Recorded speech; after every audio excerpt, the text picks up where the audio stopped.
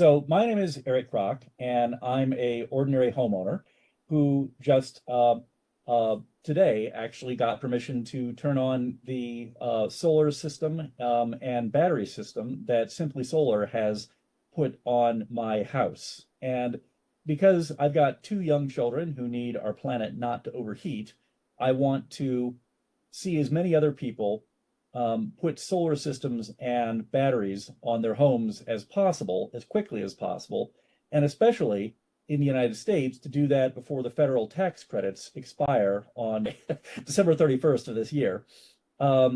Simply Solar isn't paying me to do this presentation. I'm not getting a commission or anything like that.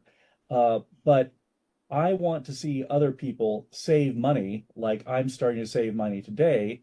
And above all, I want us to see people take full advantage of these tax credits to put solar systems on their homes by the end of December so that we get as much solar deployed as possible before the recent legislation, quite tragically, ends the federal tax credits that were supporting so much solar build out in the United States. Okay, so what I'm going to do in this presentation is I'm going to walk you through the things you want to know when you're thinking about putting solar on your house.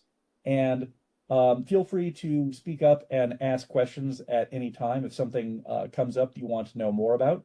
And I've also got David Frank, who is a account executive from the solar installer that I chose to put solar on my home, present here on the call to answer any questions that I can. And David, also feel free to just, jump in and add additional information if I forget to mention something on a slide.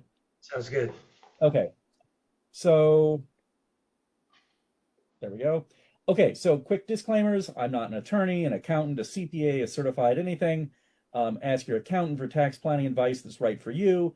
I'm not being paid a commission for sharing this information. I'm just a ordinary homeowner and dad who wants to see more people save money and help the environment. We're going to focus primarily in this presentation on how to save money by putting a solar system on your home or business. I'm not an employee, contractor, or agent for any solar firm. I'm going to give you some sample prompts you can use with ChatGPT to kind of use it as a research and brainstorming partner. But definitely check out everything before you believe it, because sometimes ChatGPT will give you, inaccurately high cost estimates or isn't up to date on recent legislative changes and things like that. My day job involves selling data mining software to manufacturers, so I won't really be commenting on specific manufacturers, plus or minuses. I'm just going to talk about how to save money with solar. Okay, so first question, will I save money if I add a solar system to my home or business? And the answer is, in most cases, yes. You can do the math in advance on how much you currently spend monthly and annually for electricity, how much a solar and battery system will cost you before the tax credits and after you receive them, how much a solar and battery system will reduce and time shift your grid electricity usage to save you money, the total amount of money you'll save on average each month, and then you can compare the monthly payment for your solar loan that you'll take out to pay for the system versus your monthly savings on electricity. And we're going to go through this math using a 6.25% solar loan from Star One Credit Union, which is in the Bay Area, San Francisco Bay Area. And you will see that if you take out a loan to pay for the entire cost of a sample system, that the money the sample system saves on electricity each month is greater than the loan payment each month. So you wind up owning a solar system that will save you money with and add value to your home with more money in your pocket each month, right? And by the way, you don't have to do all this math yourself. Solar installers will be happy to help you do this math. They've got software that uses satellites to figure out, what's the sun exposure of your roof, how much shading do you have, what's the angle of your roof, what path will the sun follow, given where your home is. Get at least two bids and compare their analysis. And if somehow the solar system won't save you money, then don't sign a contract. There's never any obligation when talking to a solar installer. Okay, so estimated savings are calculated in terms of current PG&E electric rates. But let's face it, who thinks that over the next 10 years, after adjusting for inflation, PG&E real electricity rates will go down? I don't think so. Who thinks those rates will stay flat? I don't believe that either. Who thinks that those real electricity rates will go up? They're going up. Yeah, they're going to go up because, PG&E is having to underground its electricity infrastructure because our climate is drying out in California and we're having problems with wildfires. And undergrounding infrastructure is really expensive. And after they underground the big 140 kilowatt lines, they're going to have to underground some of the neighborhood infrastructure and the smaller stuff in the rural areas that are fire prone because we've seen those setting off fires too, right? So if you're saving money this year on electricity, you're probably going to be saving even more money every month in 3, 5, 10, 15 years, right? Okay, so here's a look back at PG&E rate increases since 2014. And it's about 11% per year for the last 10 running. So that's a 110% increase since 2014, and we're all seeing that in our pocketbooks, right? Okay, so next question. Am I eligible for the federal tax credit? And the answer is, if it is a first or second home that you occupy yourself, then yes, you're eligible. What if you are in the fortunate situation of having high income? Well, good for you. And fortunately, the federal home solar tax credit does not reduce, phase out, or disappear at any income level. It's for everyone who owns a first or second home. On the flip side, what if you have low income? It's a non-refundable tax credit, so you do have to have some taxable income to benefit from it. And most tax credits can be rolled over from year to year. However, this tax credit is expiring at the end of December. So my understanding is that it may not be possible to roll this over into future years. So you'll have to have, if you want to get full benefit from your federal tax credit, you'll have to have enough income for calendar year 2025 that you can offset the taxes on that income with hopefully the full value of your tax credit.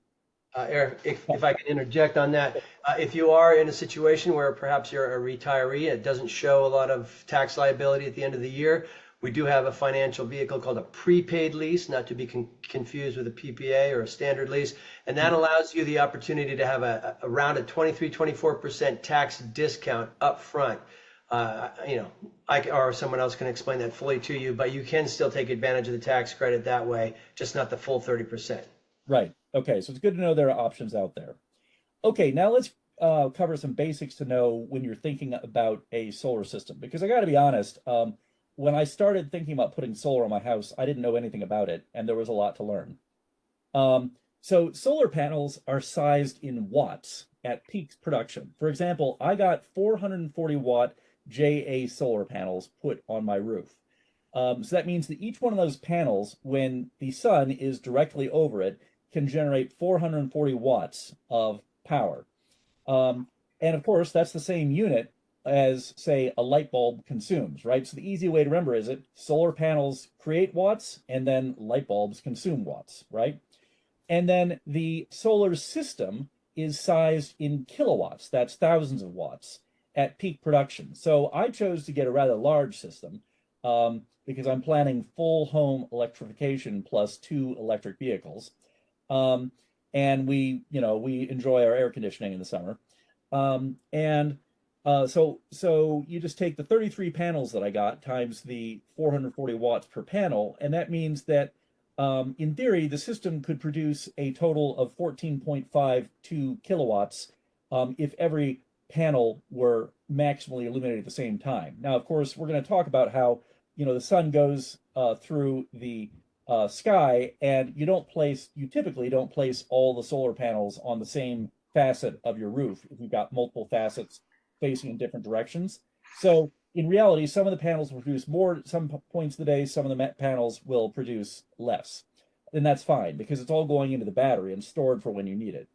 So then the battery storage is sized in kilowatt hours. So for example, if you've got 1,000 kilowatt hours of electricity stored in your battery, then you could run 10 100-watt light bulbs for 1 hour off that stored electricity, right? So, for example, in my system, I got one primary 13.5 kilowatt hour battery and another 13.5 add-on battery module. So you can just remember, when thinking about batteries, ask yourself, how many kilowatts can my battery provide for how many hours? And so those are the units we're going to be talking about: watts, kilowatts, and kilowatt hours. So, people sometimes point out, well, the solar panels only produce their maximum power rating for about 4 to 5 hours per day. And that's absolutely true, right? A solar panel will only produce its maximum possible power where when it's the sun is kind of dead on or somewhat to either side of it, right? And then if it's early in the morning or late in the afternoon and the solar panel isn't pointing in that direction, it'll produce less. That's okay. Solar installers know about this. They use a satellite photo of your roof and they plan your solar design so that you've got multiple strings of panels put on your roof at different angles. Here's a shot of a house in my neighborhood, and you can see they've got solar panels pointing in three different directions. This is the side that doesn't really get much sun where this home is. The sun is kind of off in this direction. And so that means in the morning, these panels produce more, then in the afternoon, these panels produce more, in the evening, these panels produce more, right? So that you get balanced production across the day. And so the solar installer will work with you to figure out what's the right amount of total capacity to install and how many strings so that you'll get enough power production over the course of the day to save money for yourself versus your total electricity needs without oversizing your system more than you need, so you waste money on paying for more power than you need, right? Uh, so if your system is producing more power than your home is using, for example, on sunny afternoons, then the solar system charges the battery, which will then power you in the evening and at night. And by the way, if you need more power than your solar system provides, for example, maybe in January, February, when there's the least solar power production, in our latitude, then you just charge the battery from the grid at the lowest off-peak pricing hours.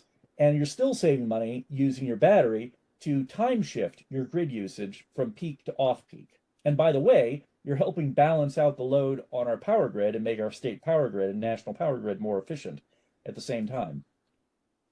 Okay, so another thing people worry about, solar panels produce no power at night. Well, that's true. That's why you've got your battery, right? You charge your battery during the day using the solar power you generate yourself, and you can power your home in the evening and overnight from your battery. And you can, again, draw power from the grid anytime you need it to power your home and or to recharge the battery. Okay, so then people sometimes worry about, well, if I can't cover my own electricity needs in December, January, or January, February, am I going to wind up not saving money? And it's okay. You don't need to be completely independent of the grid. You just need to save enough money on average that you wind up ahead. And, those couple months of the year that have the least production are way more than evened out by the other 10 months of the year when you get plenty of solar power produced at our latitude. And by the way, you're banking your credits during the high production months, the spring, summer, fall months that are high producing. When you send it back, you get a certain amount of credits that then get utilized in the winter. So you're not just relying on what you're producing in the winter to offset winter usage. Yeah, exactly. Okay, so a really important thing though, if you want to put solar panels on your home and a battery on your house, act now, because very tragically, those federal tax credits are disappearing on December 31st of this year due to the recent legislation that passed. So you've got to act now if you want to get the benefit of that 30% tax credit for your family. Because again, that tax credit will be money that goes directly into your net worth, right? Because you wind up owning the solar system on your home that the federal government paid 30% of the cost of, right? That's an incredible deal. One of my basic beliefs is if the government is going to give away money, I want my family to get its share, right?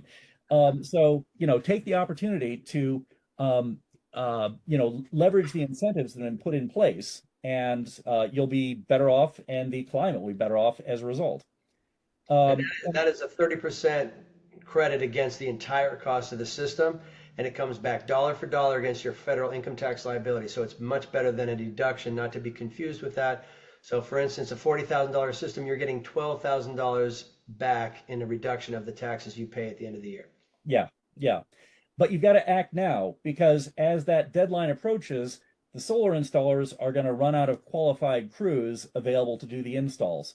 PG&E won't be able to do timely electrical drop upgrades in the unlikely event those are necessary.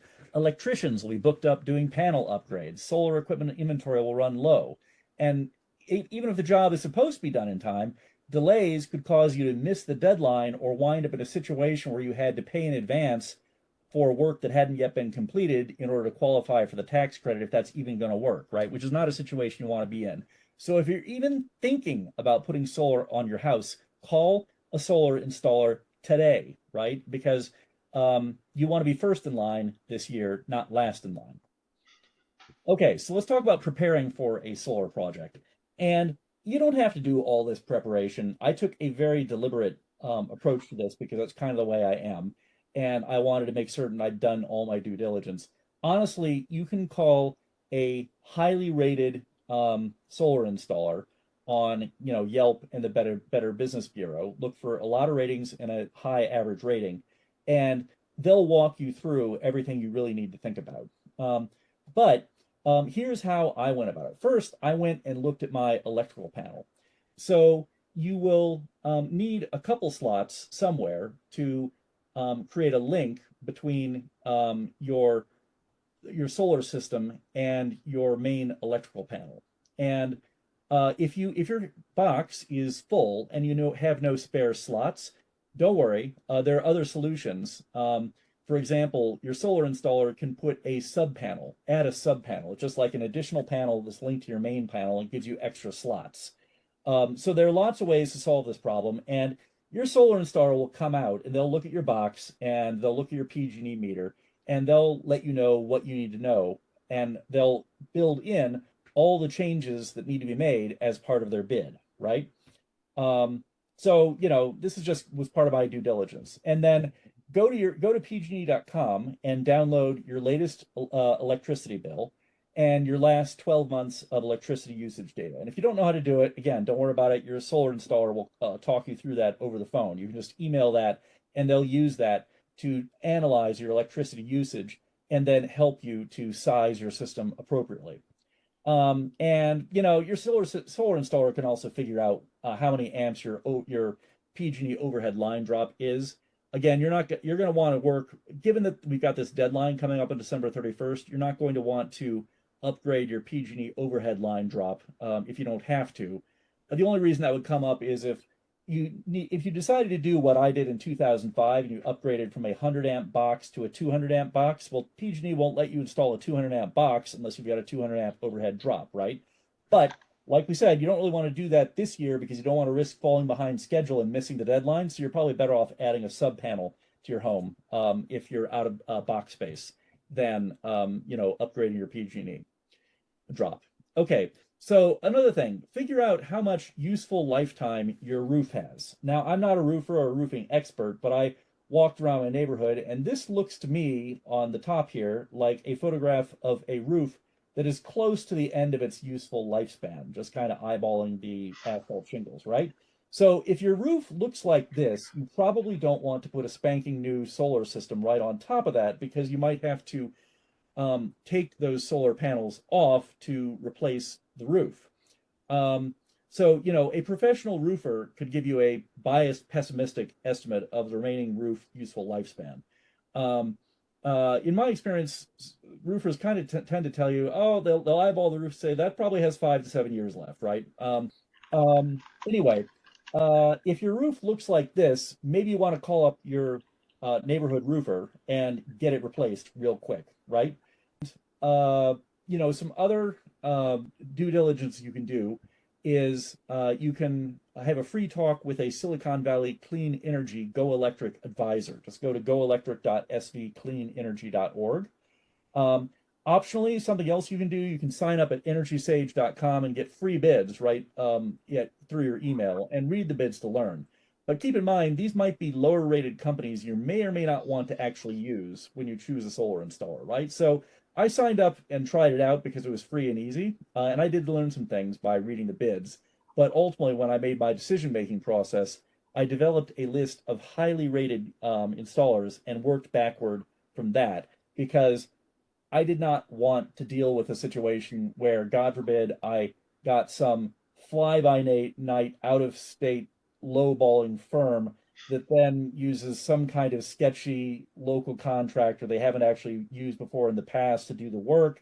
And then, I read when I was doing my study of the Yelp reviews, I was reading about some homeowners who wound up in a very painful situation using, a firm I won't mention, whose name I won't use, but not Simply Solar is on the line today, and they were saying, yeah, the team screwed up and they couldn't get the battery to connect to the solar panel, and then they just disappeared. And now I've been spending the last month on the phone with the company trying to get them to solve the problem, and they're not coming out. And so I've got, it's been 3 months now, and I've got these solar panels on my roof and a battery, and they don't talk to each other, and it's a mess. So you don't want to wind up in that situation, right? That's why you want to pick a solar installer that is highly rated.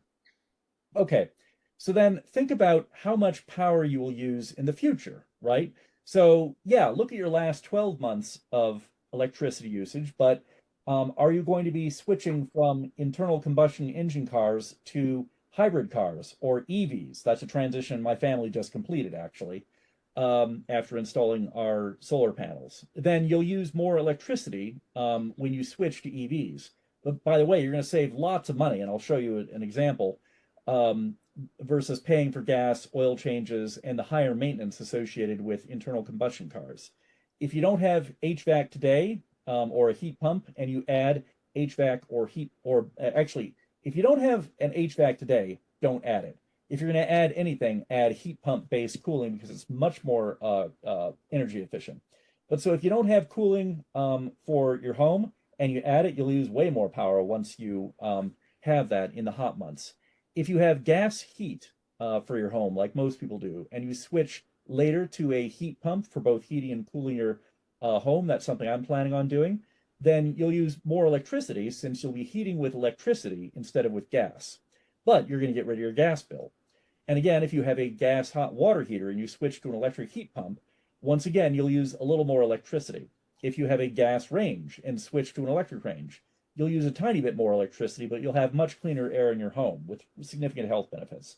That's a change we made when we did a recent home renovation. To Yeah, add to that, during the course of the process of talking to your consultant, your solar consultant, we can create a load calculation and future plan for you, the amenities you're going to add. So you have the baseline you get of your current usage from PG&E. Then we can calculate if you're adding an electric vehicle, how many miles a year you're going to drive, equates to how many kilowatt hours like that, and also the size of the heat pump per the size of the home. And we can do a pretty good estimate of how much electricity you'll need when all those amenities have been either purchased or installed. right. So now, ChatGPT is a great tool that I'm fond of, and here is a sample prompt which you can take, just copy out of the online version of this presentation and edit it so you put in your own home's information and see what it says. Now, I'll caution you that the answers ChatGPT gave me were too high. It was estimating that um, the system was going to cost much more actually than I wound up paying in the end. And so, again, just like attorneys who do their legal research using ChatGPT shouldn't assume that the studies it cites actually exist. You should not assume that everything ChatGPT says is correct. But if you read its answer and learn the basic principles, then you'll be better prepared to have a conversation with your solar installer. Okay. Also, figure out how much power you'll use for electric EVs or for plug-in hybrid EVs. And you can just do the math, right? How many miles do you drive each car per year that you will charge from power at your home using probably either a level 1 or level 2 charger versus, the electricity you use from some other source to charge it maybe when you park it at the office. Um, So you can basically calculate the miles per year that you will drive that you plan to recharge using your electricity at home. And then you wind up with an estimate of how many kilowatt hours of electricity you'll need to recharge your EVs, either now or when you have them. And again, solar installers can help you with this math. Yeah, the metric we use just really simply is every 100 miles driven for a full EV, every 100 miles driven is 32 kilowatt hours of charge. So a 10,000 mile per year driving average is 260 kilowatt hours per month. And if you have a plug-in hybrid, that number is 25 kilowatt hours per 100 miles driven. Yeah. Okay, so here's an example of and I did some research on my own just to kind of think this through. And here's an example of a prompt that I use. You substitute in your own address, and it will, you know, give you some estimates, which you can use as a background, at least for mental preparation, when talking to your solar installer. So anyway, you work with your solar installer, and then you decide how large a system you want to get. In other words, how many kilowatts of panels for your roof and how many kilowatt hours of battery you want on the home. And again, through the end of this year, the federal government will give you a 30% tax credit on the cost of your entire solar system, the solar panels, the battery. Maybe you need some other electrical upgrades in the process. That can all count, right? So if you expect to need more panels and a battery and more battery in the future, you may want to buy a larger system now, since the federal government will pay 30% of the system cost right now, but not for any system upgrades you make after January 1st of 2026. And you can oversize your system by up to 50% versus your current needs, so long as you have legitimate expected future usage to support that oversizing. Okay, so this is just an example of the analysis overkill I went into. And you don't have to do this yourself. This is kind of silly because I was actually trying to go down to the month by month level of how much each one of these sources we're going to use, right? Because at the point I was doing this analysis, I was a little bit curious about, what happens in the winter when there's less production versus summer. But honestly, for sizing your system, first of all, your solar installer is going to help you with this. And you really just need to look at your year-long average and don't worry about the month by month because it doesn't matter. But if you're an analytical type like me, you can actually break down, okay, here's how much I'm using power now. Here's the amount of power I expect for EV number one. And then here's the power I expect for EV number two. And then here's the incremental power I expect to use when I've switched from an HVAC to a heat pump based system, which will use less electricity for cooling, but then it'll be using electricity to warm the house instead of natural gas. So my total electricity usage will go up, but I'll be zeroing out my natural gas bill, right? And then also, estimated electricity usage for a heat pump based hot water heater when you transition to that. And so you can sum it all up. But really, just think about the annual averages. Don't worry about the month by month. Okay, so for example, in my situation, solar installers recommended 11.4 kilowatts of solar panels and 13 kilowatt hours of battery for my home based on my trailing 12 months of usage. But I knew that I was going to convert my two ICE cars to EVs and I wanted to switch my gas hot water heater to heat pump electric and replace my HVAC with gas heat to a heat pump system over time. So I chose to get a larger system, 14.6 kilowatts of solar panels and 27 kilowatt hours of battery, with federal tax credits covering 30% of the total costs. So I'm prepared for those future electric conversions. By the way, those electric conversions can come at you a lot faster. Once I got my own ICE car died while I was doing my research. So I wound up actually buying my first EV before I actually, signed a contract to get the solar system. And then once I was in the new EV and thinking about how much better the 2024 vehicle protected my family than my wife's 2006 Camry, I started thinking about, I really want to upgrade the other one too. And she liked our car so much, we got a second one, just like the first one, just this last weekend. So we wound up converting both of our rather old ICE cars to EVs in the same year. Okay, so we transitioned faster than I'd originally expected. And then, by the way, I decided, well, I'll probably just let that HVAC system ride for a while.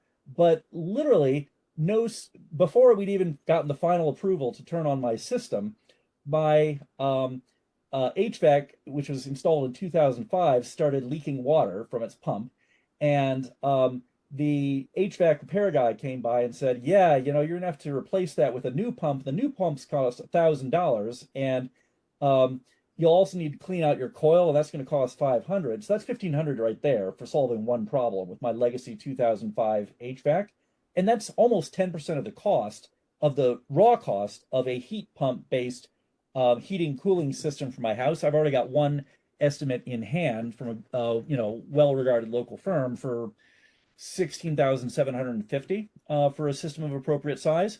So, and by the way, I won't have to pay that whole cost because there are all kinds of incentives available for going electric and replacing HVACs with heat pumps as well, right? So, am I going to waste $1,500 fixing up a aging HVAC system, or am I going to apply that towards getting a new heat pump based system, much of the cost of which will be taken care of by incentives? That's an easy decision to make. I'm going to upgrade right now.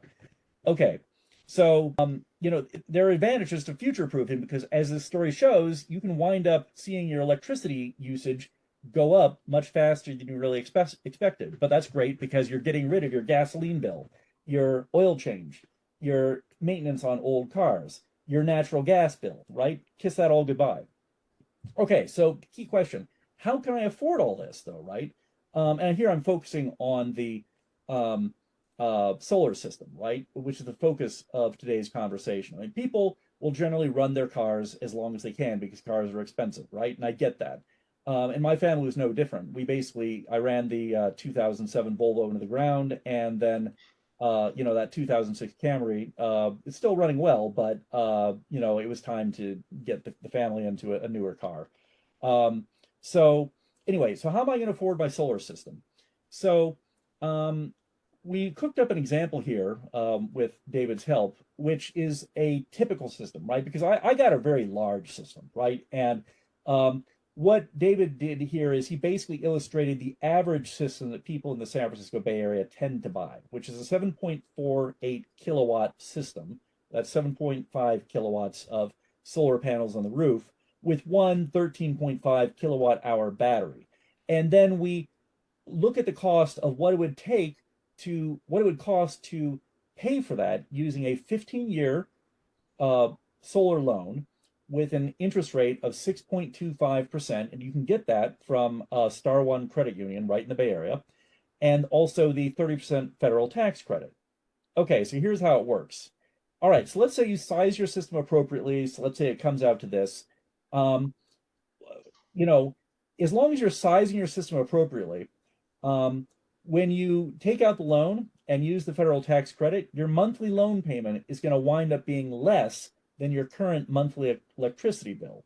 And instead of, throwing away money for electricity and getting nothing back other than the electricity every month, you'll be paying off the loan to fully own a useful asset, the solar system, that increases your home's value from the very day you get it installed, right?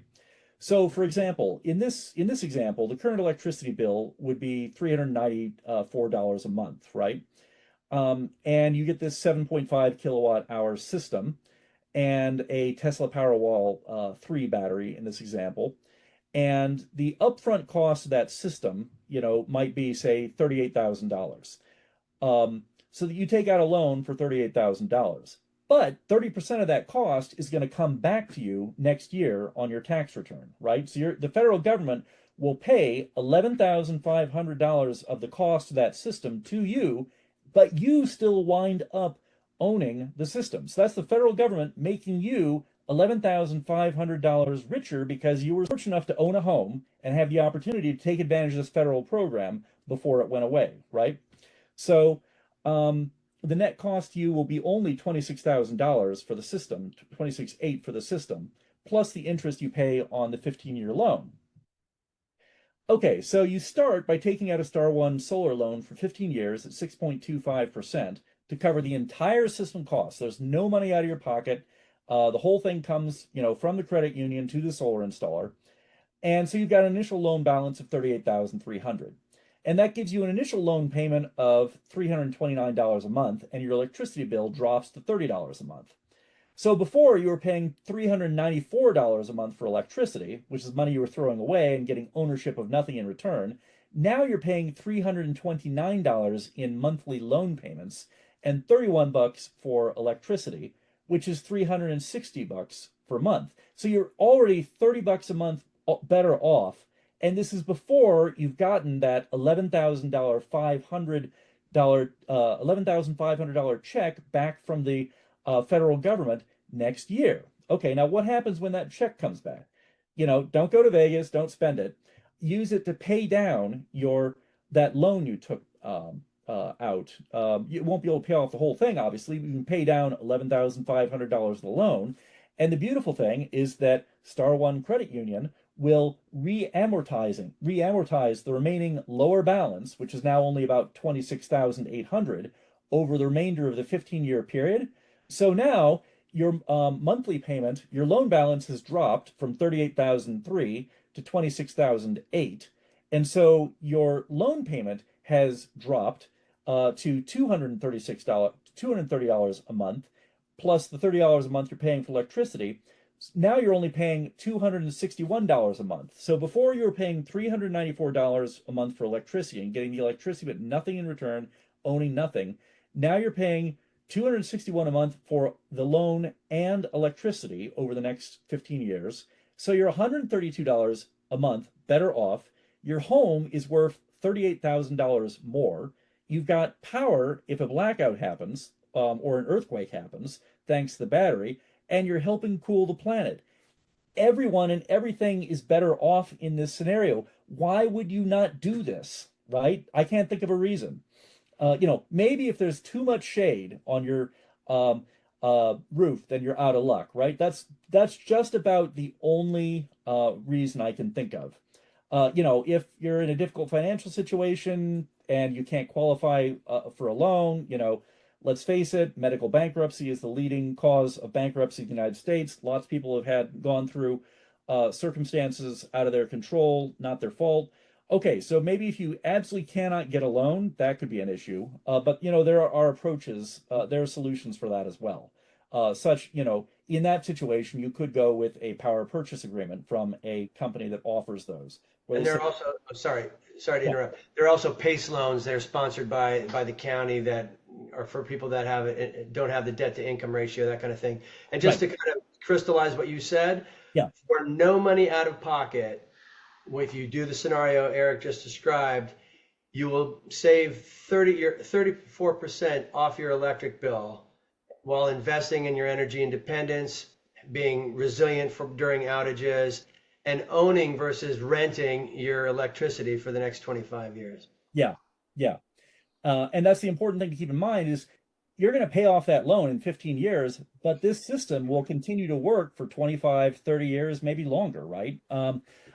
So you'll continue, and as power rates go up, you're going to be saving more and more money versus what you would have had to spend every month. And by the way, one of the beauties of that Star One loan is that you can also pay it off early anytime if you so choose. So you can keep it all 15 years. You can keep it for 3 years, get a bonus, pay it off, and you're done with your loan payment. Yeah. Okay, so what does that 7.5 kilowatt system look like? So, here's an example putting it on a house, and you can see there are three strings pointing in different directions. One kind of towards the south, one kind of towards the west, and one again kind of towards the west on the northern-ish side of the house, right?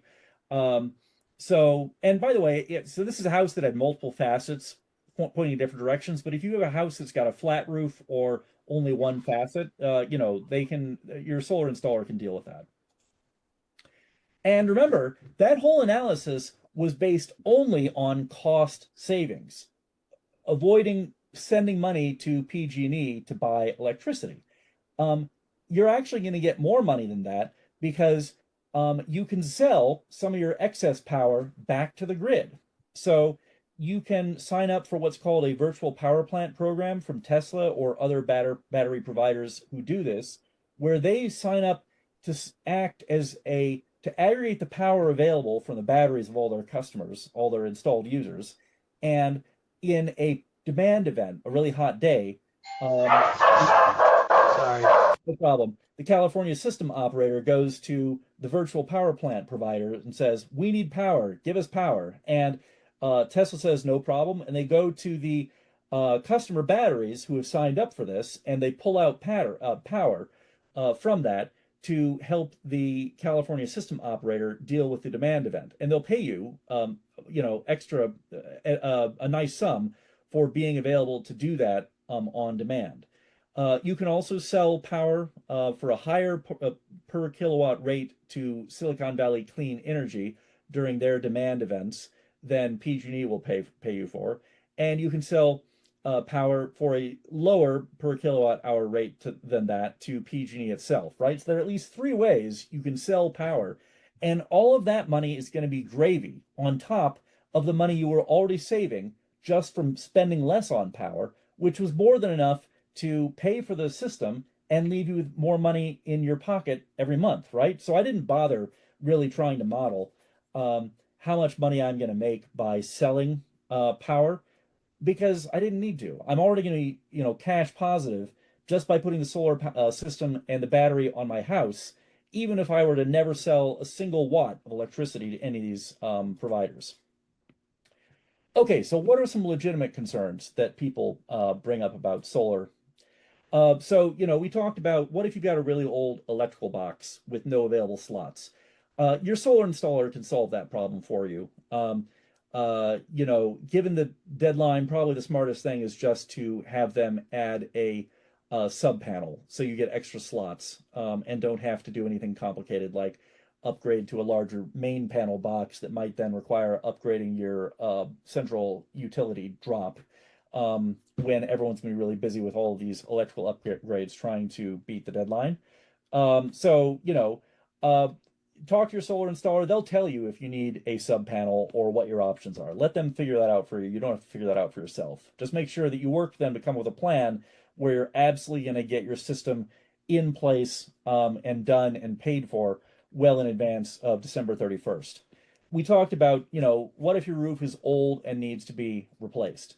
You could have a roofer replace your roof really quickly. They can usually do it in about a week. You could replace that fast if you have to, and then have the solar installers come right after that and put your new roof on. David, why don't you talk a little bit about Simply Solar's feature where if you have a roof that's in decent condition right now, but you need to have it replaced within like the 3 to 10 years out time frame, you guys will actually take the solar system off and put it back on. Yeah, for instance, if your roof still has plenty of life in it for several more years, say 5 to 10 years more, we have a 25-year cause and effect workmanship warranty within which, as you mentioned, after the third year, but before the 10th year, if you need your roof replaced, we will take your system off and put it back on when the roofer is complete at no charge for labor. We do usually have some ancillary costs for mounting equipment that can't be reused, but the labor is free. That's the big part of it. On a standard roof, the size that you're describing, that system size, probably about a $3,000 discount off that process. Yeah. And just to kind of add to what you just said, Eric, if you are going to consider having your roof replaced, the main thing you want to do at this point, because as Eric's been emphasizing, the deadline is December 31st, is you want to make sure your roofer can get you installed by, I would say at this point at the latest, early October, that give your solar installer, we would need, about a 2-month period to make sure we can get you into the queue, get you installed, and get you completed before the end of the year. Yeah. Don't want to leave it to the last minute. Okay, so if you don't have cash for the upfront payment, most people aren't walking around with 38,000, let alone more money in their checking account. I certainly wasn't. Again, we talked about how you can solve with a Star One credit union solar loan. There are other things, other sources of capital you can use. For example, I was planning on taking out a Star One credit union solar loan, but then I mentioned that my car unexpectedly failed, and so I got a a car loan to pay for the actually the certified pre-owned EV that I got. And I was just planning to, sell some stock to pay that off. But then it suddenly dawned on me, wait a second, the interest rate on that car loan was 4.99% versus the solar loan was going to be 6.25%. I should hold the car loan at the lower interest rate, and then use the stock sales to pay off the solar system. Now, the one thing I had to figure out was the car loan only had, I think, a 3.5 year period to pay it off. But the thing is, I realized when I added up how much money I was saving by getting rid of my legacy internal combustion car, plus the savings from getting rid of my electricity bill, I'd be able to actually pay off that loan on the more accelerated schedule at the lower interest rate. And so I just use, ironically, in the end, effectively my car loan as the source of funds indirectly for financing my solar power system. Okay, or you can take out a home equity line of credit. If you've got a permanent life insurance policy, you can take out a loan against that, often at a good interest rate.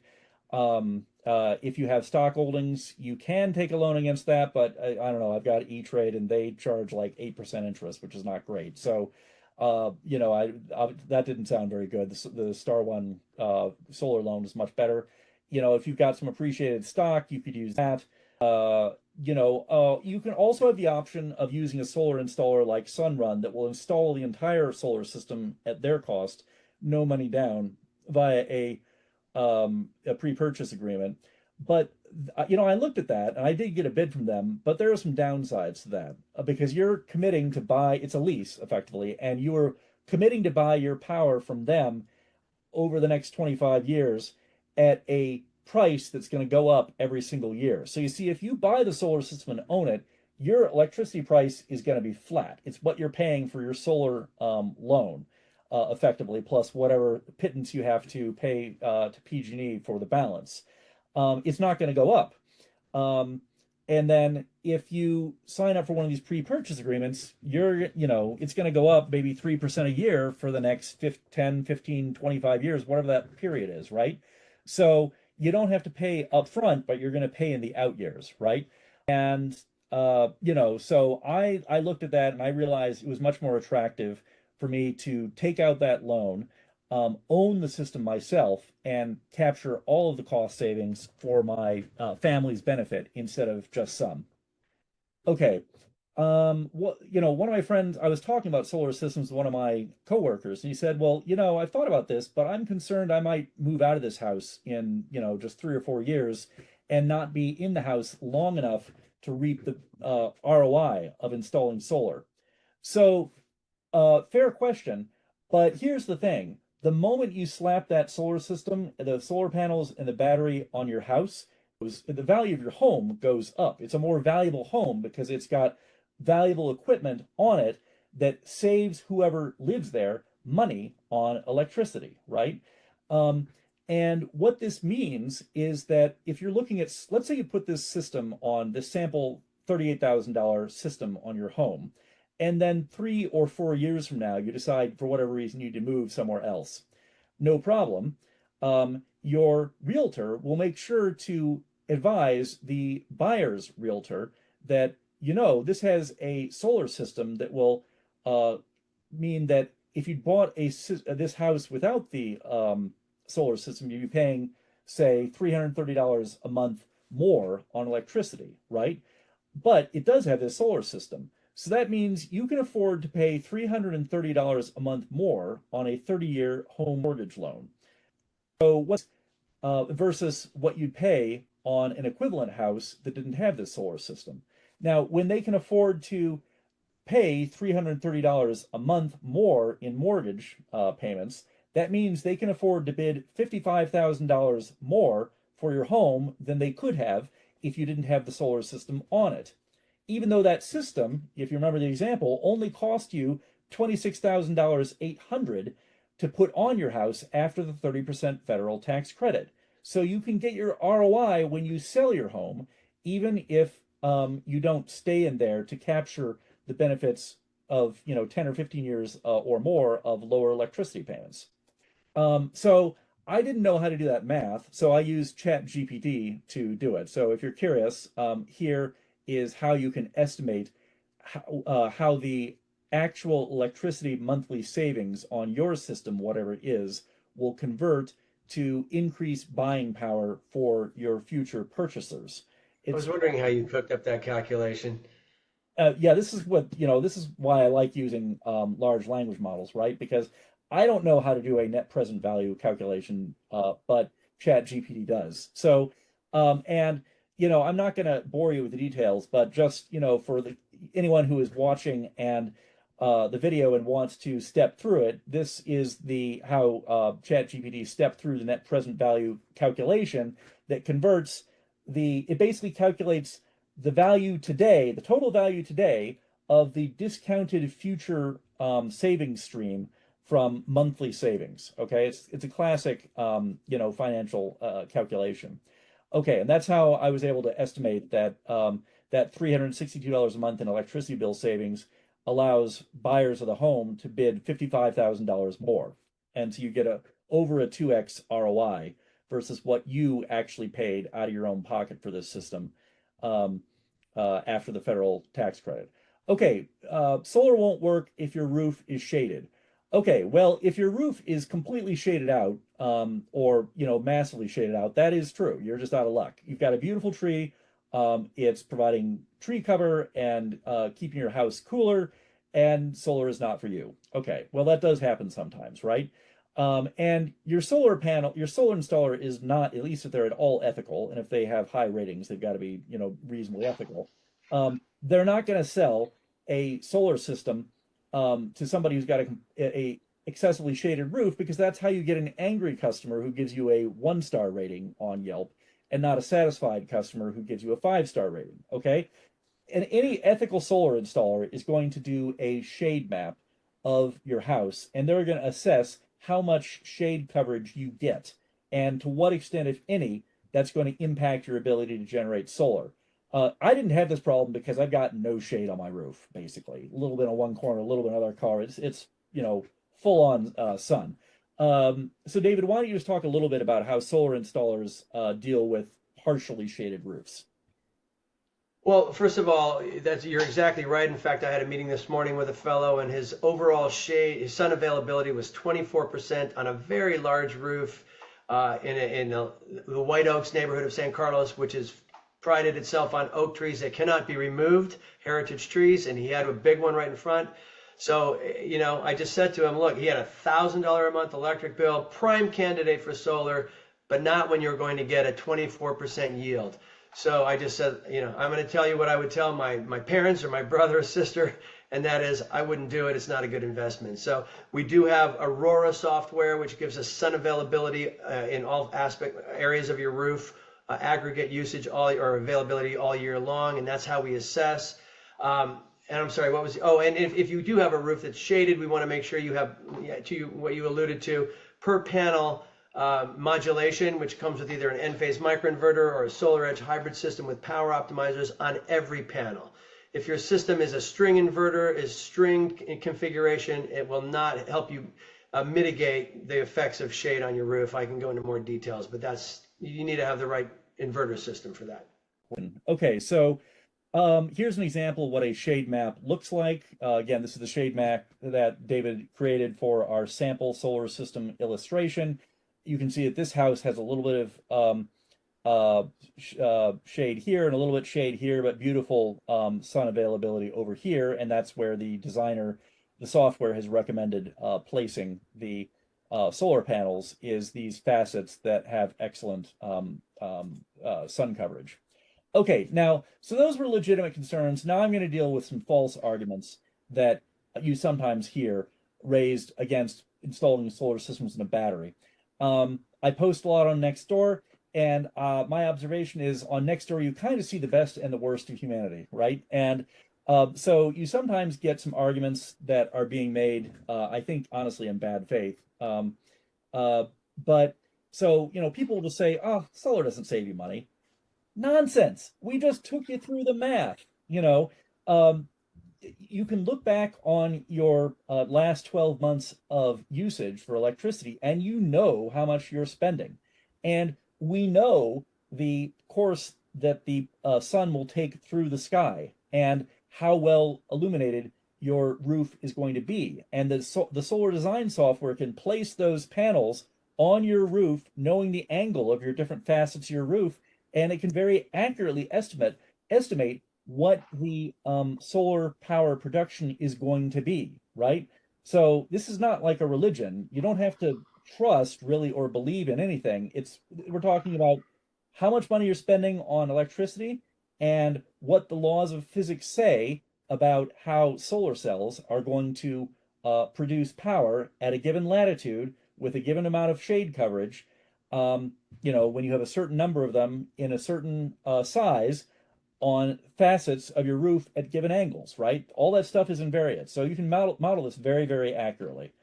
Um, and your solar installer will help you do the math and you can see whether you're going to save money or not. The odds are overwhelming that you will. And if you won't, just don't sign the contract, right? And then when I started talking up the benefits of solar on Nextdoor, somebody wrote back saying, if you think that solar is going to save you money, you're believing the lies of solar installers. And I hadn't even done all of this analysis myself at that point, but I was ridiculous because I'd seen enough analyses from, at that point, I'd looked at probably 10 different firms' bids, and they all look the same, right? And I don't think they're all lying. And I'm now, by the way, looking on my mobile phone, I'm seeing the proof they were not lying. We turned on my solar system today, and I'm not paying anything for power today because I'm not getting any power from the grid. It was a beautiful sunny day, and all my power, as soon as we turned it on, came from my solar panels. I don't trust solar installers. I trust my last 12 months of hourly PG&E electricity usage data and the laws of physics, which are not going to change.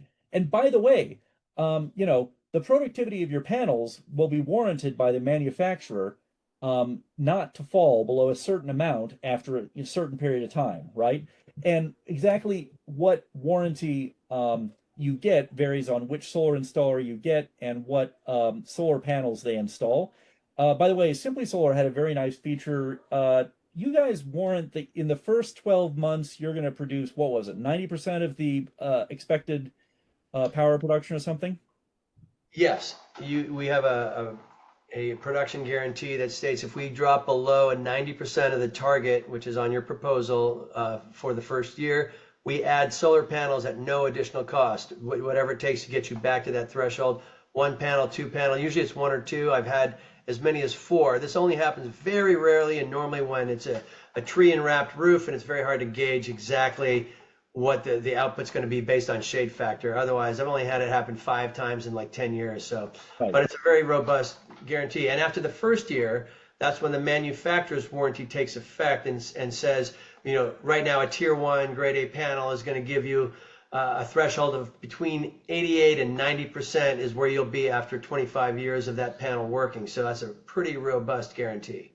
Yeah. So it's true that solar panels do lose a small percentage of their productivity each year due to things like thermal expansion, thermal contraction, heat stress. But, it's not an extreme thing. And so you're buying a system that's probably going to pay for itself in the first 5 years or so, maybe 6. And then you so then you've paid all the money that it cost you you've gotten back all the money you spent on the system, and everything you would have spent on electricity after that, as these rates continue to go up, as they almost certainly will, is additional benefit to you. And 25 years from now, maybe the system is only producing 87% of its rated production, but who cares? It's free money essentially that whole 20 years, and those solar panels will still be usable 25, maybe 30 years from now. And you could Really, always, well, our performance warranty is 30 years. They're going to go for probably 40. And what piece of equipment can you buy that's going to be only 10 to 12% degraded over the span of 25 to 30 years? That's pretty, incredible, really. yeah, exactly. So, um, you know, there's there's really shouldn't be any surprises here. And by the way, not every solar installer is going to give you some kind of that kind of guarantee that in the first 12 months you produce 90% of your rated power, right? So that was a nice feature that Simply Solar offered that I didn't see on all the other bids I looked at. Okay, so then some people with the best intentions say, well, PG&E changed the rate schedules with NEM 3, Net Electricity Metering Schedule 3, and solar no longer makes sense. Okay, so here is what's true. Under the older NEM 2 rate schedule, you could sell extra power from your solar system back to PG&E at the same rate they sold it to you. So you could use the grid as your battery, right? When you needed power, you bought it. When you had extra power, you sold it back. So you didn't need to have a battery on your home. The California electric utilities hired some high-priced lobbyists. They lobbied very effectively, and the legislators changed the system. So now you can buy power from PG&E, and you can also sell power back to PG&E, but you only get about 10% of the price that they will charge for selling power to you. You get a bit more. You get more during the peak summer months. So this is a much less retail customer friendly solution, obviously. Now, this is not completely illegitimate because honestly, there are a lot of costs associated with distributing power and having that infrastructure and maintaining it. So I'm not saying that necessarily the utilities should have to buy power at exactly the same retail price that they sell it to you.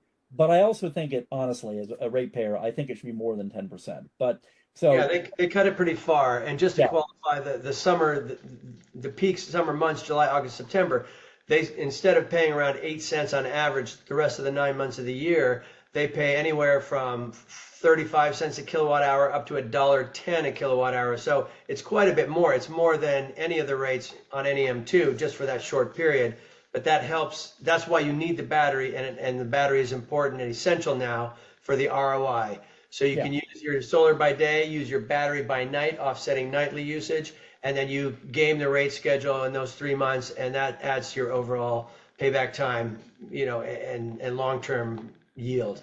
Yeah, and exactly. And the cost of the battery you need is already factored in to that sample system that we were doing the cost performance analysis of earlier, right? So, yeah, under NEM 2, you didn't have to buy a battery. Under NEM 3, you have to buy a battery. Okay, but you're still going to be saving a ton of money, and your system's probably going to pay itself off in 5 or 6 years. So, who cares about the fact you have to buy a battery? Doesn't matter. You're still saving money. Okay, and by the way, there are advantages to having a battery on your house. If you lose grid power, you don't, you still have power for your home. Um, okay, so a quick point about buying and owning your own solar system or using a power purchase agreement. Okay, so power purchase agreement is basically where a company like Sunrun, best known company, largest player in that space, comes to you and says, look, we'll put solar panels on your roof. We're going to put a battery in your house. We're going to install the whole thing. You want to pay $1 for it up front. You'll just promise to buy power from us for the next, however many years. And you're basically leasing the system from them, right? So the arguments for this approach are there's no upfront cost to you. Of course, if you take out a solar loan, there's no upfront cost to you either. It also eliminates the need to take out a loan. So, for example, if you've been through financial difficulties or have a lower credit rating, this might be a solution. Although, as David Frank has been pointing out, there are other solutions in that space, like PACE loans, for example. And also, people of limited assets and lower income can sometimes qualify for incentive programs that can pay for a bunch of the costs of the system, so you don't have to take out as much of a loan in the first place. Okay, so there are a lot of arguments against this model, though. Your electricity price is going to go up each year, probably 3% a year, according to the contract. And having that PPA installer owned solar system on your house can make it a little more complicated to sell your home if you decide you want to sell it. And you're going to definitely save less money versus owning the system outright and capturing all the savings. So I was curious, I did get a bid from Sunrun, and I looked at it, and I looked at, what the rates were going to go up over time, and I was like, I want to save more money, not less money, right? So, you know, for me, because I was fortunate enough to be in a situation where I own my own home and can qualify for a solar loan, it was kind of it was no brainer. Just, you know, take out the loan, buy the system, and capture all those benefits for my family. And Eric, let me just throw in there too. One of the big reasons that, for me against the lease is that the owner of the equipment gets the 30% tax credit. The leasing company technically owns the equipment you are renting or leasing. Therefore, they get your 30% right out of the gate. So Yeah, that's another reason why you can get zero money out of pocket loan. You can capture your own 30% credit and as you said, have that money for your own family. right. Okay, so anyway, here are some chat GPT prompts I use when I was trying to understand what a power purchase agreement is and how it works. Um, okay, DIY solar. Again, I looked at all the options. You know, I rewired my house myself. You know, under permit, all pass inspection. We did work above code. So you know, I thought about the option of maybe installing solar myself, but you know, I thought about it, and um, you know, I'm not a roofer, and roofing statistically is one of the most dangerous professions in America because guess what? People fall from roofs quite tragically all the time. You can wind up paralyzed, right? Also, although I've done various kinds of DIY projects, I have no experience drilling holes in my roof, and my wife would be very upset if I did a DIY project and then in December water started pouring through our ceiling, right? Also, you can very easily hurt your back lugging 60-pound solar panels off of a ladder and onto the roof, right? And when you're only putting a system on your own home, you won't have economies of scale in buying home batteries with a, you know, negotiated volume discount. Also, if you do DIY solar, although you could get the federal tax credit on the cost of the equipment, you're not going to get any tax credit for the value of your own time.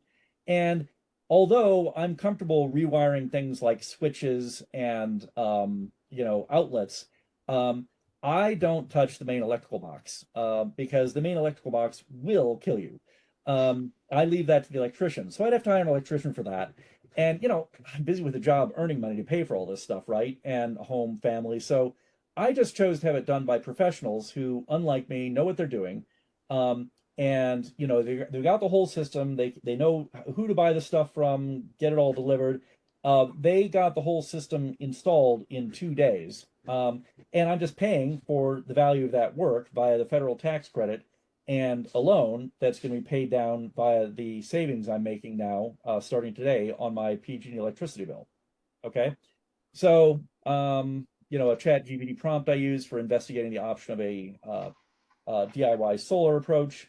Okay, now how to pick a solar installer. This is actually the one part of the decision that's really important because um, uh, solar makes sense, but there are still companies out there who will screw it up and make a hash of installing solar on your roof and a battery. So, how do you make sure you're getting a company who is going to do a good job? Bottom line, I trust Yelp ratings when there is a large number of Yelp ratings on the company and it's a high average rating, right? The same deal on Better Business Bureau ratings. If there's a large number of ratings and they're high, then, you know, great. Um, so anyway, I started asking on Nextdoor and Facebook what installers people had used and would still recommend or not recommend. And I also asked, you know, neighbors and friends and current and former coworkers. You know, one of the names that came up from a very smart former coworker was Simply Solar. So I put them on my short list. And then I looked at their Yelp ratings, like, yeah, large number of ratings, very high. And so I came up with a short list of installers who had a large number of ratings that were high and that also had great ratings on the Better Business Bureau, right? And I did include one PPA provider, my case, Sunrun, because I wanted to see what that option looked like. And then I compared the different bids, right? And, well, then I requested bids, right? So here is a sample first email you can send to your solar installer, you know, basically summing up some of the key information they're going to need to get them started. And then they'll come out and they'll meet with you in person. They'll look at your home, look at your roof, they'll look at your electrical panel. talk to you about your electrical units, usage, they'll look at your PG&E bill and have a conversation about what your goals are, what kind of cars you have. Are you thinking about EVs? Do you have HVAC? Do you have a heat pump? Are you thinking about these things? And they'll come up with a bid for you. And just make sure you basically give the same set of statements and goals to each one of the installers so you get apples to apples bids to compare. Again, things to think about. The solar installer will take you all this stuff, right? Uh, are you need to upgrade your PG&E electrical drop? Almost certainly not, because the solar installer can always add on a sub panel. And so this year, when you're trying to beat that 12/31 deadline, you don't really want to be messing around begging for PG&E to show up and upgrade you from a 100 amp supply to a 200 amp supply as the clock ticks down to December 31st. Your solar installer will check whether the PG&E meter is far enough away from the main panel. There's a new rule they just imposed where that when the main panel door is fully open, PG&E now wants at least 3 inches of space between the open door and the PG&E meter. How do I know about this rule? Because guess what? When I had my electrical box upgraded in 2005, this rule did not exist. And so 2005 me did not know to tell the electrician, no, don't center the new box on the old box. Keep it away from that electrical meter because it's not an issue, right? So it was okay, though. Simply Solar came up with a solution. They solved my problem using a Tesla collar to interface with the PG&E meter and having PG&E do the install so that they were fine with this, and that just passed inspection today, right? So, most people won't be in that situation, and if you are, then there is a solution. Okay, where will the batteries go on the house? According to the National Electrical Code, you've got to have 36 inches of space between the battery and the nearest portal, which means a door or a window, right? So blank garage or alley walls work best. Your solar installer will help you figure out where to stick that battery. Where will the conduit run from the batteries to the main panels? You try to avoid, for aesthetic purposes, you try to avoid routing conduit on high visibility exterior front or rear of the house if you can. Running it through the garage and then through a raised crawl space, which is what we did, is ideal. If you have a slab foundation, curse your architect for this reason and many others, especially when your plumbing system one day fails. I've had multiple friends in that situation and they were not happy. And just to clarify, that 3-foot setback between windows and doors, it only applies to habitable spaces. So a garage is exempt. You don't have to have that clearance inside a garage if you want to use the garage. Right. Okay. So then you meet in person with each of your solar installers, your candidate solar installer sales reps, and with their estimator or designer. So things to verify and make sure you fully understand: what's the size of the system they're recommending in kilowatts? What's the battery capacity they're recommending in kilowatt hours? What brand of battery are they proposing, and what size of that battery? Do they guarantee the system power production after 12 months? Do they assume the roof warranty for the places where they penetrate the roof to install the brackets? Do the solar panels warranty their system production at 25 or 30 years out? How long is the battery's warranty? How long is the solar installer's warranty on their installation and workmanship? How soon, critically this year, how soon can they perform the installation after signing the contract? As the 12/31 date comes up, you better get in writing when they're going to show up. Or some kind of assurance, because you don't want to sign a contract and they show up on January 1st to do the work and you're out of luck. How long do they expect the installation to take? Simply Solar got the battery on my house and all the panels and on all the conduit all interfaced, within 2 days. So it can be done in just a couple of days with a firm that's got their act together. Okay, so then get at least 3 bids. Round up the written bids. Make sure you got at least 2 highly rated firms for comparison. Maybe 1 lower rated firm for comparison purposes. You can throw in a power purchase agreement provider if you want to consider that approach or learn about it. See if you can negotiate a little bit. But definitely don't go with a provider if they have low ratings, if you have a bad feeling about any of the staff you worked with, or if you feel like you're being pressured with a high pressure sale for a quick signature. Okay, those are all red flags. Okay, so because there are 2 mistakes you really don't want to make. One, you don't want to overpay for scenario, right? Let's say you didn't do your due diligence, you only got one bid, didn't ask around, you might wind up paying more than you have to, right? Um, Energy Sage will familiarize yourself with kind of lowball bottom of market bids, typically from lower rated firms, but expect to pay more than that because, again, I'm recommending you go with a highly rated firm because I want to sleep soundly from the moment that I uh, sign that contract to the moment that the city inspector shows up to do their inspection and the next 25, 30 years, right? I don't want to go away knowing, man, I use this sketchy firm and then they didn't perform and they missed the deadline. I didn't get my 30% tax credit. I'm still fighting with them months later trying to get the system working. Nightmare. So you don't want to overpay for solar, but you also don't want to underpay for solar because remember, low bid can also mean high cost. If it's a fly-by-night firm that uses, random contractors, uh, the low bid contractors hire low bid workers, and you can get compounding sources of risk in this scenario, right? And you don't want to be having these problems as the December 31st deadline approaches. So again, pick a firm that's got many online ratings and a high average rating. Okay, And just really quickly to add to that, sorry, one yeah, qualifier. Some of the lower bid folks you're going to see online coming from internet aggregator quote generation websites, they're not going to give you the full cost. They're going to be small print somewhere that says this is not the final cost. It'll be based upon an actual site inspection, and then your costs go up. So that low price isn't always what you end up paying. right. You can only make decisions based on a binding contract that somebody's ready to accept a signature on and um, be accountable for. Okay, so I used my procedure. Simply Solar, they were recommended by a smart friend. They were highly rated on Yelp, had high Better Business Bureau ratings. They also offered me the best value on my system, right? They're not the only high rated company out there, but they were willing to go work harder to get my money, right? And they did complete the panel and battery installation in just 2 days. Um, so as we discussed, I went with a big system because I'm going to fully electrify my home, and I also went with a big battery because I knew I was going to get two EVs and also fully electrify my home and ultimately doing heat pump based heating. And I'm very happy with that outcome because guess what?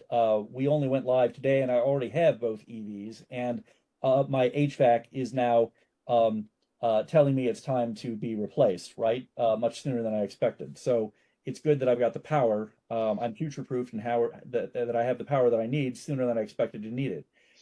Okay, so just a few more points about that Star One Credit Union solar loan. And again, this is only accessible to people who are in the Bay Area, right? Because it's a credit union, has a service area.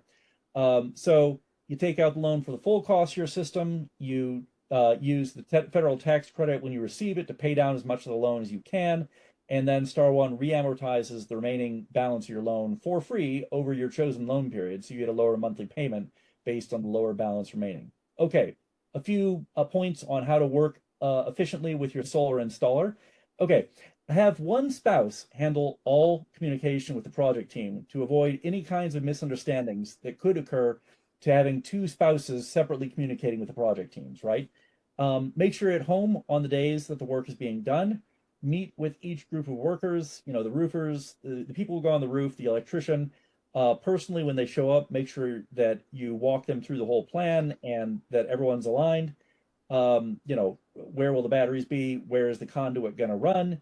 And walk through the project multiple times during the installation and keep an eye on progress. Where is that conduit running? What's the electrician doing? Just keep an eye on things. And then post installation action items. Final steps. You've got to pass the city inspection before you can turn on your system. Okay, because PG&E wants to know that a objective inspector came by and said, "Yep, this is correctly installed," and "Yep, our PG&E line workers, God bless them, aren't going to be endangered by a incorrectly installed system." Right. So only after the city has given you permission can you actually turn on your system. Then you'll pay your final bill to your solar installer. Give them a positive reference on Yelp for good work. And make sure that Silicon Valley Clean Energy, not PG&E, is your official power provider because they'll pay you more than PG&E for power when they need it. for basically the 9 county well, at least the country, the cities served by Silicon Valley Clean Energy. This pretty much happens by default. This is probably already taken care of on your power bill. PG&E will pay you less after Silicon Valley Clean Energy for your remaining excess production. By the way, this is something Simply Solar told me about. You want to change the true update for your power bill, at least in the Bay Area, to June 15th. David, you want to explain that for people on the call so they understand what that's about? Yeah, so two quick qualifiers there.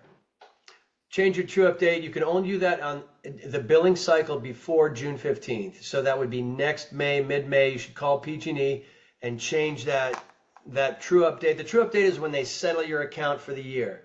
So you get charged, your billing happens monthly, but your credits amass throughout the year. So if you build credits through the summer, spring, summer, fall, and then you use them through the winter, by the time you get to June, you found the sweet spot. And this has been analyzed by smarter minds than me. That June 15th is the best way to use all the credits you can before you start building the summer credits again. Because if you don't use them by your true up date, you lose them. So you lose them, you use them or you lose them. So June 15th is the ideal date. Call, if you get it installed soon, call around May 16th, 17th of 2026 and make that change. They only allow a homeowner to do that on their own. And another quick qualification, since you're probably going to be posting this on YouTube and you'll have a broader audience, that Silicon Valley Clean Energy is specifically for Sunnyvale and other towns in the area. In San Mateo County, we have Peninsula Clean Energy. San Francisco has San Francisco Clean Energy. Every jurisdiction in the Bay Area has their own third-party clean generation company since 2017. They work in conjunction with PG&E. You're still getting one bill, but PG&E is a distribution grid and the administrator, and about 2/3 of the cost. The clean energy company provides the generation of electricity and is about 1/3 of the cost. Okay, then other final steps. So if you got a battery from a vendor that supports the virtual power plant program, then see if you're eligible and see if you want to join. So David, why don't you talk? So, I was all excited about the virtual power plant program, but then you pointed out yesterday that there's something I need to be aware of, which is explain that part about how during the demand event, they basically take all your production and all your battery or something. Yeah, essentially what you're doing is you're going to sign an agreement with them that you're allowing them access to your battery. So at high demand periods, they can access the capacity that's remaining in your battery and use it themselves and pay you a certain amount per year. I forget if it's something like $150 to $300 a year to be able to do that. But the downside is that you may be needing your electricity when the sun is going down and it's still hot out, and Indian summer, August, September, October. You may be wanting to use that energy for yourself. So you're giving them access that, therefore you may not have it when you need it. Right. So as you were saying, this might be better for somebody who lives in San Francisco that has cool than somebody in South Bay where it's hot, right? Or in a coastal community, Half Moon Bay, Santa Cruz. Yeah, exactly. Right. Okay, so one option you have, by the way, is since you're going to be getting this 30% federal tax credit coming back the next year, you can, if you want, reduce your federal tax withholding each paycheck for the rest of the year based on the lower amount of taxes you expect to owe. So this means money's coming back to you sooner. You'll get a lower tax refund, of course, but that's because you paid less taxes in based on an honest assessment that you were going to have less taxes due. So this can make it easier to afford the monthly loan payments until you file your taxes, right? So obviously remember to file for the federal tax credit with your tax return. File your taxes early to get a faster tax credit payment. And of course, use the tax credit to pay down part of your solar loan and then re-amortize the remaining balance over your loan period. Okay, what about the self-generation incentive program? So it was a state program that would pay for part of the cost of putting a battery on your home in return for you agreeing to sell power back to the grid during demand events. I was really excited about having the California Public Utilities Commission pay for part of the cost of my battery, but then I discovered actually that SGIP ran out of money quite quickly this year, so it's not accepting applications right now. I have also heard rumors that some believe that when funding is allocated to SGIP again in the future, SGIP may choose to focus its program approvals in rural areas who frequently experience public safety power shutdowns, right? And I can't honestly disagree with that approach because I certainly feel for the people who live in a rural area who are, having their power shut down now for a significant number of days per year to reduce the risk of wildfires. I live in an urban area. I don't have that problem. So, if the state of California is going to direct its as resources in that direction, makes sense. Okay. As Anyway, Chip, yeah, sorry, go ahead. is constantly going through changes. It is documented as being the most difficult public benefit to achieve in the country, which is why we have third party. I mean, Eric can probably achieve it on his own, but there are third party companies that we use for S-chip processing because it is a labyrinthine technical process and it takes time. Some people take as long as 2 years to recoup that rebate. But 2 years is 2 years, and if you get a big rebate, that's great. It just went through a complete redesign from November to February, and they killed some of the qualifications. The place that's most effective now is for people, as you mentioned, in resiliency places that are in a tier 2 or 3 fire zone, but also have a second qualifier, which has to be medical baseline. In other words, they depend on a life-saving device like a CPAP machine or something of that nature. And then it is still a pretty handsome benefit. And also there is now a disadvantaged community benefit version of S-chip that is difficult to achieve. You have to look into the details for that. But it is an actually more robust benefit. It gives you a rebate for the batteries and for the solar system. It's the only one that just started in March. So you need to look into that. We can help you kind of navigate that if you want. Yeah. Okay, then ongoing maintenance, make sure to rinse off your solar panels monthly, monitor your solar power production. If it drops more than you expect based on the month of the year and the weather, you may need to clean off your panels. Your solar installer may recommend an annual system inspection or offer some kind of maintenance program, so you can think about that. Other things to consider. Okay, so remember, having a battery on your home gives you power during routine power outages, when a branch falls on a power line or whatever, but also during more significant outages, like let's say the Hayward fault goes, which is only a matter of time, or the San Andreas fault, or the Los Altos fault we just found out about in the Los Altos area. Like I say, in the state of California, either you're on a known fault line or you're on a unknown fault line, right? Those are really your only two choices. So one of the beautiful things about having solar panels and a battery is you become a little resiliency point, not just for your own family, but maybe for your neighborhood, right? Because one of those major quakes happen, we might lose power for a few days in some cases, right?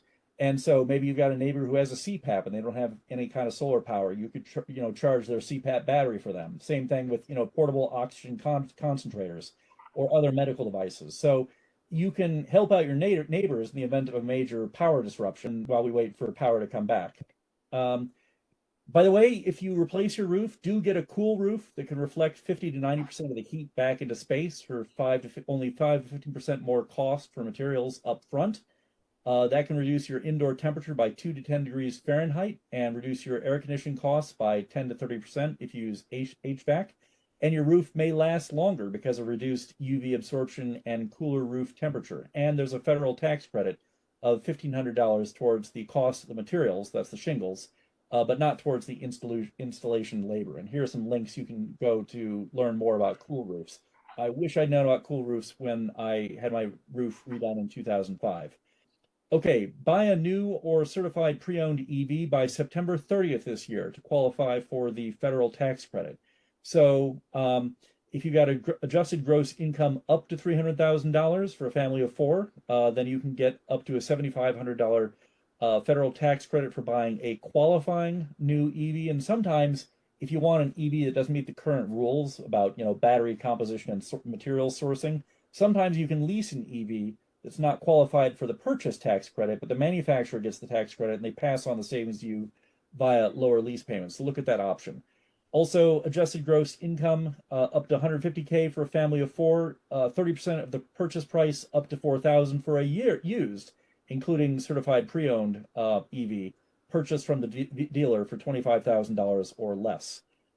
Key point, under California law, certified pre-owned vehicles are eligible for lemon law, used vehicles are not. That's why I went with 2 certified pre-owned EVs, is what I chose to buy.